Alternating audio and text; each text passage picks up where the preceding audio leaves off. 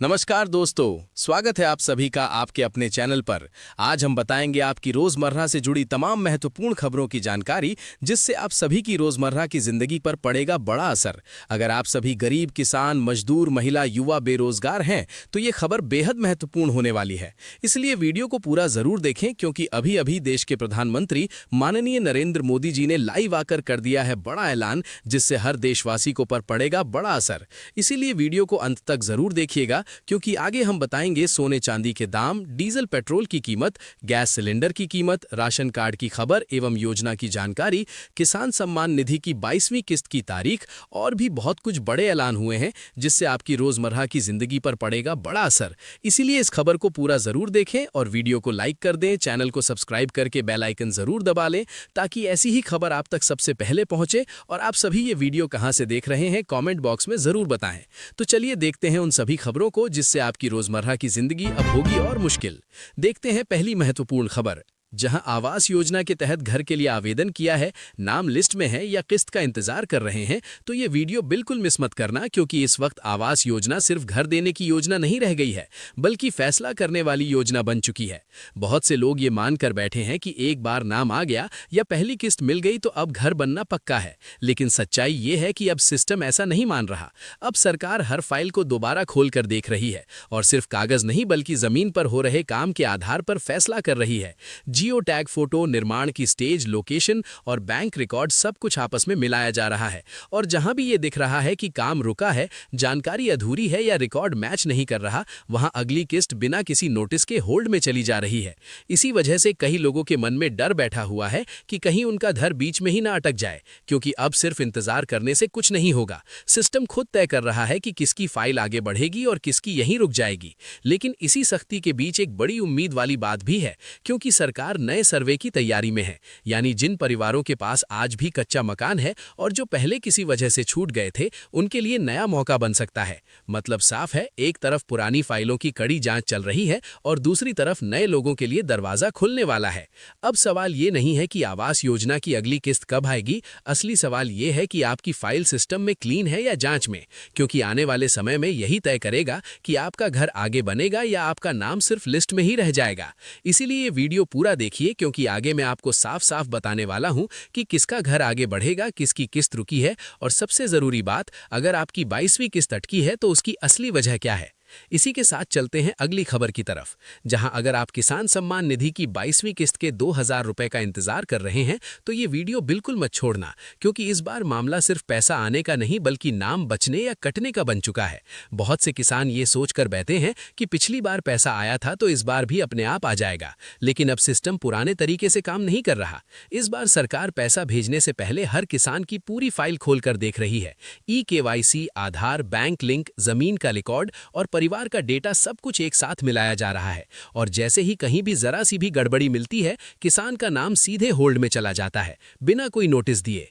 इसी वजह से आज गांव-गांव में किसी का पैसा आ रहा है और किसी का अटक गया है, और लोग समझ ही नहीं पा रहे कि आखिर फर्क क्यों पड़ रहा है। लेकिन सच्चाई ये है कि ये किस्मत का खेल नहीं है, ये डेटा का फैसला है। इस बार 22वीं किस्त को फिल्टर किस्त माना जा रहा है, यानी जो किसान इस बार सिस्टम में पास हो गया उसके लिए आगे की किस्तें आसान होंगी, और जो इस बार भी अटक गया उसके लिए अगली किस्तें भी मुश्किल हो सकती हैं। सरकार साफ करना चाहती है कि पैसा सिर्फ सही किसान के खाते में जाए, इसीलिए देरी भी है और सख्ती भी।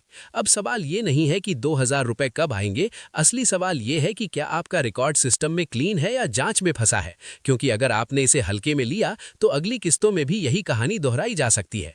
इसीलिए ये वीडियो पूरा देखिए, क्योंकि आगे मैं आपको साफ साफ बताने वाला हूं कि किन किसानों का पैसा पक्का आएगा, किन किसानों की किस्त रुकी है, और सबसे जरूरी बात, अगर आपकी 22वीं किस्त अटकी है तो उसकी असली वजह क्या है।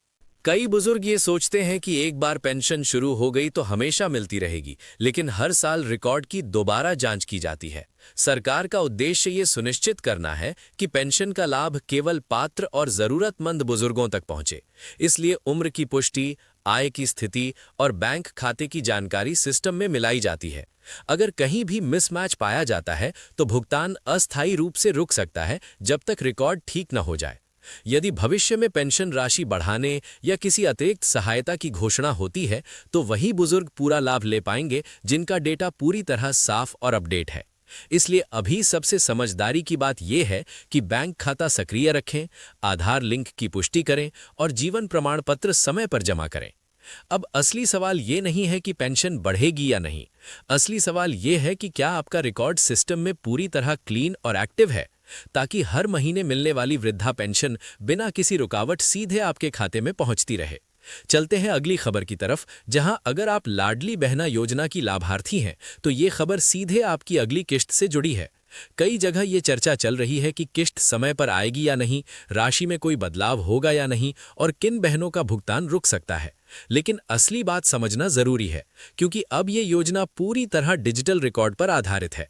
लाडली बहना योजना के तहत राशि सीधे बैंक खाते में भेजी जाती है। इसका मतलब है कि बैंक खाता सक्रिय होना चाहिए, आधार लिंक सही होना चाहिए और समग्र आईडी की जानकारी अपडेट होनी चाहिए। अगर केवाईसी अधूरी है, बैंक खाता निष्क्रिय है या पात्रता से जुड़ी जानकारी में गड़बड़ी है तो किश्त वेरिफिकेशन में जा सकती है। कई बहनें ये मानकर निश्चिंत रहती हैं कि पहले पैसा आया है तो आगे भी आता रहेगा, लेकिन हर भुगतान से पहले डेटा मिलान होता है। सरकार का फोकस अब ये सुनिश्चित करना है कि योजना का लाभ सिर्फ पात्र महिलाओं तक पहुंचे। इसलिए आय, उम्र और पारिवारिक स्थिति की जानकारी सिस्टम में क्रॉस चेक की जाती है। अगर रिकॉर्ड साफ है तो भुगतान सुरक्षित माना जाता है, लेकिन अगर जानकारी अपडेट नहीं है तो पहले सुधार करना जरूरी हो सकता है। अब सवाल ये नहीं है कि किश्त कब आएगी, असली सवाल ये है कि क्या आपका रिकॉर्ड सिस्टम में पूरी तरह क्लीन और एक्टिव है, ताकि लाडली बहना योजना की राशि बिना किसी रुकावट सीधे आपके खाते में पहुंचती रहे।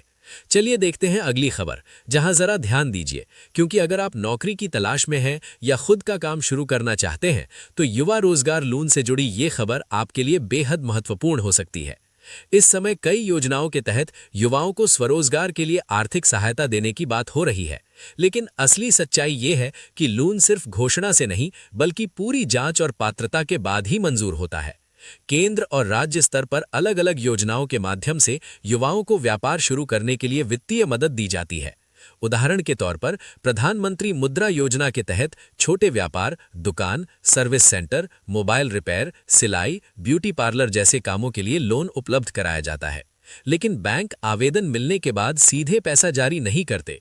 वे आपके दस्तावेज, आधार, पैन, बैंक खाता, शिक्षा, प्रोजेक्ट रिपोर्ट और क्रेडिट हिस्ट्री की जांच करते हैं। अब प्रक्रिया पूरी तरह डिजिटल और रिकॉर्ड आधारित हो चुकी है। बैंक ये देखते हैं कि आपका बिजनेस प्लान व्यावहारिक है या नहीं, निवेश की आवश्यकता कितनी है और आप किस तरह से लोन चुकाने की क्षमता रखते हैं। अगर कागज अधूरे हैं या प्रोजेक्ट अस्पष्ट नहीं है तो फाइल पेंडिंग रह सकती है। कई बार युवाओं को ये लगता है कि सरकारी योजना है तो लोन आसानी से मिल जाएगा, लेकिन बैंक जोखिम को देखते हुए ही स्वीकृति देते हैं। सरकार का फोकस अब उन युवाओं पर है जो सच में काम शुरू करना चाहते हैं और जिनकी योजना जमीन पर लागू हो सकती है। अगर सब्सिडी या ब्याज में राहत दी जाती है तो वो भी पात्रता और दस्तावेज के आधार पर ही मिलेगी। इसलिए किसी भी एजेंट या फर्जी वादे से बचना जरूरी है। आधिकारिक बैंक शाखा या सरकारी पोर्टल से ही जानकारी लें। अगर आप युवा रोजगार लोन के लिए आवेदन करना चाहते हैं तो पहले साफ और मजबूत बिजनेस प्लान तैयार करें, जरूरी दस्तावेज अपडेट रखें, बैंक खाता सक्रिय रखें और अपनी क्रेडिट हिस्ट्री साफ रखें। अब सवाल ये नहीं है कि लोन मिलेगा या नहीं, असली सवाल ये है कि क्या आपकी फाइल पूरी तरह तैयार, साफ और मजबूत है, ताकि बैंक भरोसे के साथ आपका लोन स्वीकृत कर सके और आपका रोजगार सच में शुरू हो सके। देखते हैं अगली महत्वपूर्ण खबर, जहां अगर आपके पास ई श्रम पोर्टल का कार्ड है तो ये खबर सीधे आपकी आने वाली सुविधाओं से जुड़ी है। कई लोग समझते हैं कि ई श्रम कार्ड बन गया तो फायदा अपने आप मिलता रहेगा, लेकिन अब सिस्टम पहले जैसा नहीं है। अब हर लाभ डेटा के आधार पर तय हो रहा है।